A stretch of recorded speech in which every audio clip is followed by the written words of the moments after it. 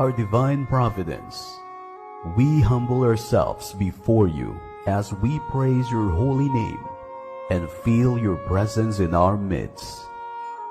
We implore your divine guidance and blessing as we consciously gather on this occasion in pursuit and furtherance of the cherished goals and objectives of our beloved fraternity.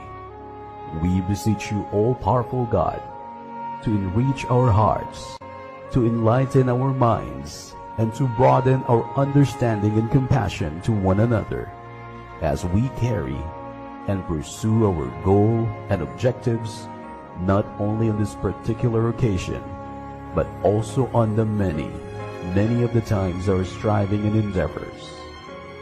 Please, Almighty God, elevate our spirits and fortify our steps as we seek, keep, and edify our fraternity ever one and whole, and as we strive perseveringly to enhance and strengthen our national brotherhood. All these are divine providence we fervently ask under your supreme guidance and direction. Amen. Eagles kayo, hindi rin dahil sa meron kayong training, Eagles na kayo. Siyempre, iba yung dumaan kayo sa proper. Like, tulad yan, dinaanin nyo yung ating prayer, aid, tsaka yung iba pang pagka meron na kayong Magna Carta, doon nyo mababasa lahat ng mga dapat basahin, dapat gawain sa buhay bilang isang tunay na High. So, yung delikadesa, kahit hindi sa Magna Carta, sa inyong sariling pamumuhay, ang delikadesa is napaka-important. So, yung delikadesa, number one dito yan sa iyo. Kaya si Kuya Artie, ating mahal na Vice President, ang siyang magiging inyong punong guro sa ngayon. Sa kanya lahat ang So, Kuya. Kailan natin yung mga napupunta. Isa na lang. So, tapos na kayo sa interview. Susunod ay ang inyong introduction ng mga iba dito. Tapos na sila sa incubation period nila. Yung incubation period, at the same time, yung talagang yung naging initiation. So, nag-include yung reserving tayo. Then, ang kasunod niya, mayroon pa tayong isang CS by April 8. So, kailangan yung tapusin yun para makalit ng ilo for induction na yun. Inaayos na namin yung date mamaya, pag-uusapan natin yan. And then, umpisa tayo, So, ito na yung ating introduction. So, bago natin siya simulan, tumayo muna tayong lahat. At huwag muna yung magtataka. Dahil ang agila po ay hindi nagdadalangin ng iba. Isa lang ang ating prayer. Yun yung sinasabi ko na dapat i-memorize. At pagdating ng panahon, kayo ng mga agila, ng mga bago ng isa, kayo naman yung nandito na harapan ng okay. Isa natin sa ating mga prayer. Our divine providence, we humble ourselves before you as we praise your holy name and feel your presence in our midst. We implore your divine guidance and blessing as we purposely gather with your nation to pursue in furtherance of the cherished goal and objectives of our beloved fraternity. We beseech you, O powerful God, to increase our heart, to enlighten our mind, to broaden our understanding and compassion to one another as we pray and pursue our goal and objectives not only in the individual nation but also the men. Many of the times are striving in the world.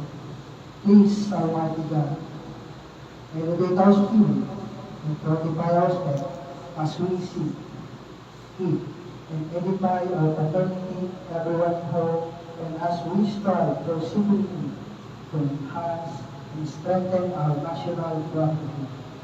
All these are divine providence. They permit us under your supreme guidance and direction. Amen.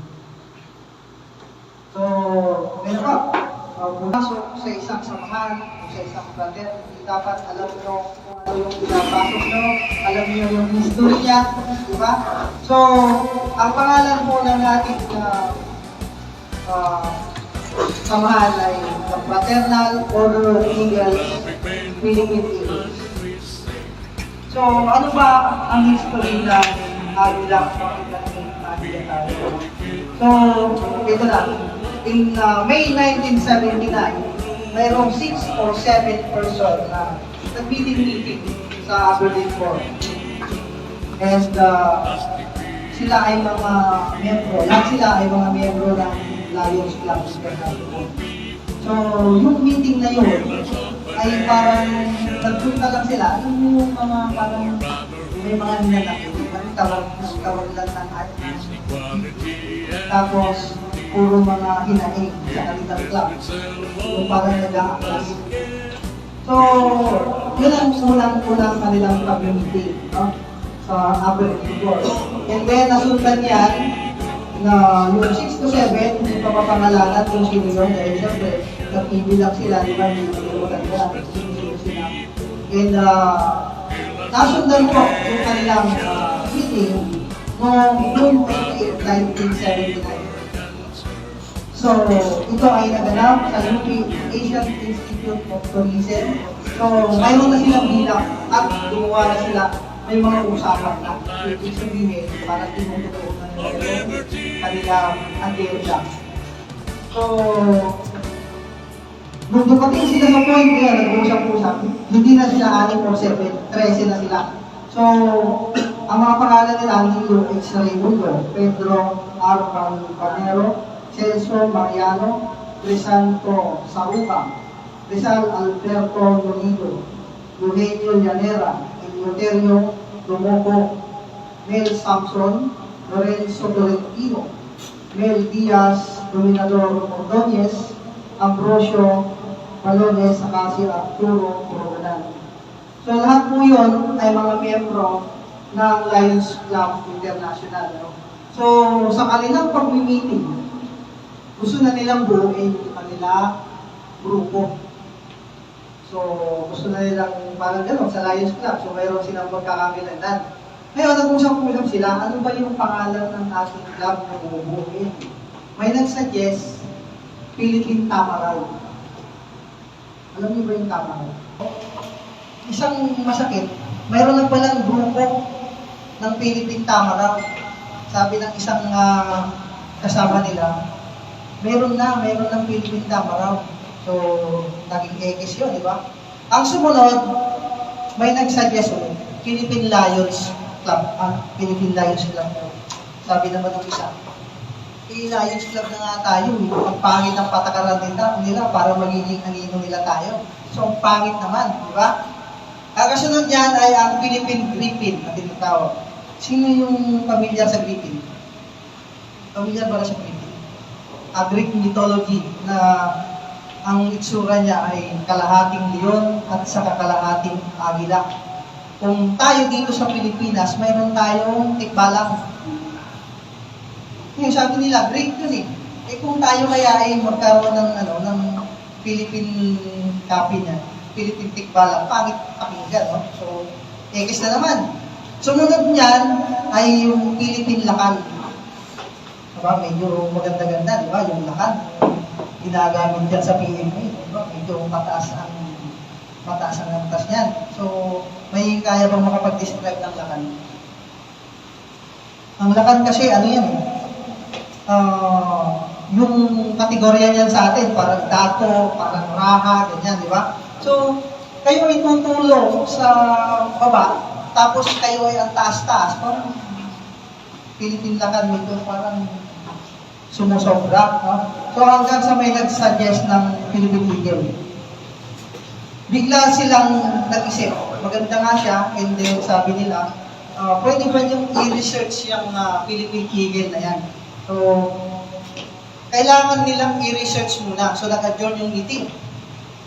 Inutusan nila ngayon si Celso Mariano at sa Crisanto Saroca na mag-research about kung ano ba ang katangian ng isang Philippine Eagle. And then, a week before, nagkita-kita ulit sila, and then nag-report yung dalawa.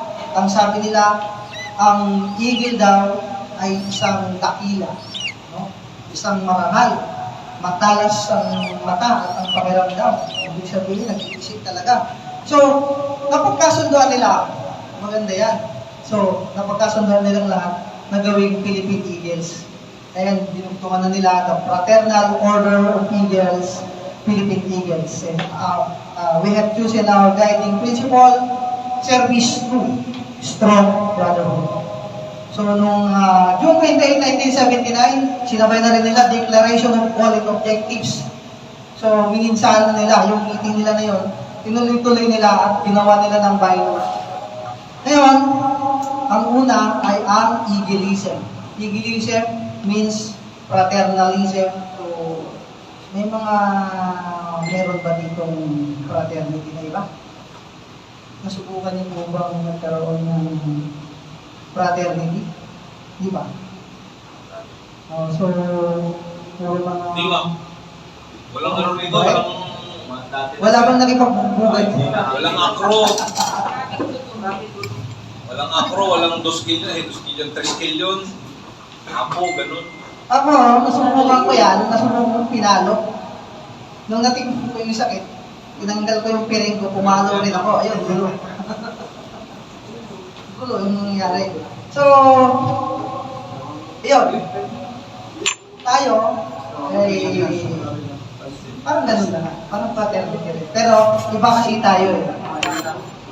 Socio-civic, ibig sabihin, mas mataas naman siya para sa fraternity na mga dahil sa baba. So, ang ating motto, helping people, people helping people. So, yung iba kasi ang sabi nila, ang motto daw ng Agila, service through strong brotherhood. Magkakamali sila. People helping people. So, ibig sabihin, pagtulong sa kapwa pa rin. So, ano ba yung Eagleism? Eagleism means enlightened and innovative humanitarian. A, animated primarily by strong bonds of brotherhood and fraternal ties. Yung G means God-loving and non-sectarian. And take note ito yung L, law-abiding, liberty-oriented, non-political. Walang dito ang politika. So, ibig sabihin, yung mga sumasali ng politiko, may politiko ba dito? Yung sumasali ng politiko sa totoo, minsan, ginagamit na nila yung Agila. Yung iba naman, sumasakay. Pero tayo, para po tayo sa tao, hindi po tayo para sa politiko. Ang puso natin dapat nasa tao. And, huwag tayo, kung ako, pinupolitika ako, alam ko. Ginigiba ako. Pero ako, never nyo makitang gagante. Yung sabi ko nga, yung humility na nabuo ng Agila sa akin, hindi ko ipapatol sa kahit sino, hindi naman po siya Agila. Yun yun. So, yan ang aming hinuhulog sa inyo. And yung in place with intense vision. Yung mission natin, yung S, service to country, its people, and its community. Ano po ba yun? Ang ano po yan, yung alalayang Agila. Yung i-issue niyan, yung alalayang Agila yan, yung sabi nga, yung humanitarian services, di ba? Hindi lang yung tao na yung mga nasa labas. Pati yung mga kuya natin dito, kung nangangailangan ng tulungan natin. No? So, tutulong tayo sa kapwa, huwag din nating hayaan yung ating mga kuya natin. Yung kasunod natin, yung encourage the formation of yung Philippine Archipelago. So, ibig sabihin yung Agila kasi, nagparami sila, yun yung kanilang AIM. Yung halos sa buong Pilipinas, nagparami sila para sa pagtulong din. Community service, health, tapos yung fellowship to member. Fellowship. Yung ibang kuya, ang ginagawa nila sa fellowship, nilalasing yung mga aplikante. Yun daw ang paraan para lumabas yung totoo ng ugali ng isang tao. Totoo ba yun? May mga lasingero pa dito. May nakita ba kayo na lalasing na nagpapalo ng mesa? Lumalabas yung natural. Yung tinatawag ng agila na fellowship pagkatapos ng GMO. Hindi ibig sabihin, hindi nila pinapalabas yung tunay na ugali ng isang tao. Pero habang kayo ay nagiinom na kwentuhan, yung business mo, yung business ko, yung business niya, nagpapalitan tayo, huwag ka magiging-business at huwag kang bibili ng produkto na nasa labas na hindi mo man lang sinusubok yung produkto ng brand mo. Yun, kaya may fellowship. Huwag yung nangangaral at nagyayabang pag nakainom na. Kaya ka nakikipag-inuman dyan at nakikipag-kwentuhan sa kuya dahil sa alalayan agila. Alalayan mo o anong negosyo ng fellow kuya mo. Yun ang ibig sabihin mo. Hindi yung pag nag-inom ka na, kumanta ka na ng kumanta, hindi mo nalaman yung may problema pala yung mga kapatid mo, yung kuya mo, at bibigti na pala. Diba kuya? May kuya tayo na. So, yun yun. Exchange of business. Ito, natalakay ko na. Tapos, huwag daw tayong magdidibate at magdidiskusyon sa any politics. Kasi pinagsisimulan niya ng away. Mamaya tatalakayin mo kung bakit. Diba? Bakit hindi dapat nag-aaway at ano lang. Tapos, ito na, yung Eagles Delicadeza. Ito, first time yung maririnig. Ang Eagles Delicadeza, pagkatapos nyo mainda, kasama sa pag-talk ninyo, diba? Ang Eagles Delicadeza, ito po yung hindi nyo pwedeng kasuhan ang fellow Eagle nyo. On court, meron tayong grievance committee. Wala si Kuya Dino. Meron tayong grievance. Ang ating fraternity ay napakataas ng tingin ng iba. So, hindi tayo pwedeng magkasuhan. Ngayon, ganito yan. Ano ba ang pinag-isimulan ng away? Kismisan. Maliit lang yan. Punta ka sa grievance. Kismis ako dito. Ngayon, ganito. Pagka may kailangan ng isang kuya, at ikaw naman ay mahaba ang pasensya, at ikaw mahaba ang pangunawa, nauunawaan mo ang pangangailangan niya, huwag kang umasa muna na magbabayad, ha? Kasi kaso yan. Pero kung nandito ka sa Eagles Delicadeza, yan lagi ang tinatanim mo sa isip mo, na hindi ko pwede utangin ko dahil baka hindi ako masigil ka kasuha ko, hindi mo pwede, huwag na tuloy yung pautang. Kung yan tulusan ng papa niya muna. Pero kung kayo naman ay may tiwala, na may batas tayo dito sa loob na sinusunod, pwede yun. At bawal pagkismisan ang kapwa niyo kuya. Lalong-lalo na pag nakatalikod. Lagi kayo pupunta dito sa Eagles Delicadeza na sinasabi natin. So, yun, maliwanag. Lagi dapat tayo may humility. Yung humility dapat hindi nawawala sa atin. Yung pagpapakumbaba. Kailangan mag-sorry ka para hindi bumaba yung discussion. So dito, mayaman ka sa labas at gusto mong pumasok sa agila. Iwanan mo yan. 10 ang sasakyan mo ngayon. Yung kasama mo isa. Huwag na ikwento. Ang ilang papasokin na kalimutan mo yun. Kanina pagpasok mo rito, kalimutan mo lang doon. Nakaparada mo sa labas ng discussion. Pantay-pantay po tayo naman. So ito, pag yan, declaration na of rules, pag yan sa buhay natin, alam, yung 4 pillars, napakadami na lang. Tuloy po silas natin, brotherhood, service, unity, at divine power. So, dito naman, nagkaroon tayo ng introduction dahil kailangan yung magkaroon ng idea sa pinapasok niya kung ano yung pinapasok niya na club. Ano? Ulitin din naman to. Sinasabi ko, ginawa ko lang kalahating oras, pero as introduction sa totoo lang, 5 oras. Sinurtcut ko lang to. Ulitin to pagkatapos ng induction. Sa umaga, mag-orient kayo, which is bibigyan na kayo talaga ng ano doon, na certificate. Pagkatapos ng hapon, yun na yung induction. So, yun lang. Maraming salamat. Tayo mag-ulit sa GMM. We will share our lives to keep our liberty.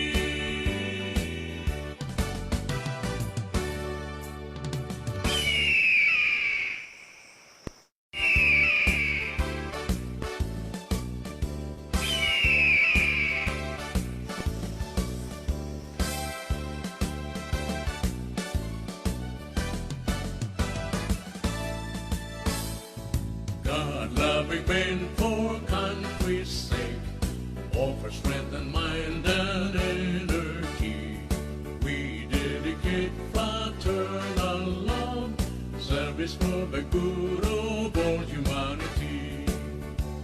We're eagles, the Philippine Eagles, lasting peace, our noble mission. We're eagles, spread to all people, pillars of a nation. For brotherhood we work and serve, peace, equality, and unity. Imblessed with self-love, human care, we will share our lives to all humanity. We're eagles, the Philippine Eagles, lasting peace, our noble mission. We're eagles, spread to all people. Ikaw po ay sinamahan na kami sa bawat isa. Maraming salamat po kasi sa mga pagkain at Panginoon upang maging kalakasan. Kalusugan namin katawan. Patuloy Panginoon, ibalik po kami sa aming tahanan ng ligtas. Salamat po sa oras na ibigay namin at makapag-usap-usap ang bawat isa ng mga anak sa ikabubuti ng lahat at kaunlad na amin. Sa Pilipinas, salamat po dahil lamang sa iyo ang lahat ng papuri, kalulati at sa pangalan ni Jesus.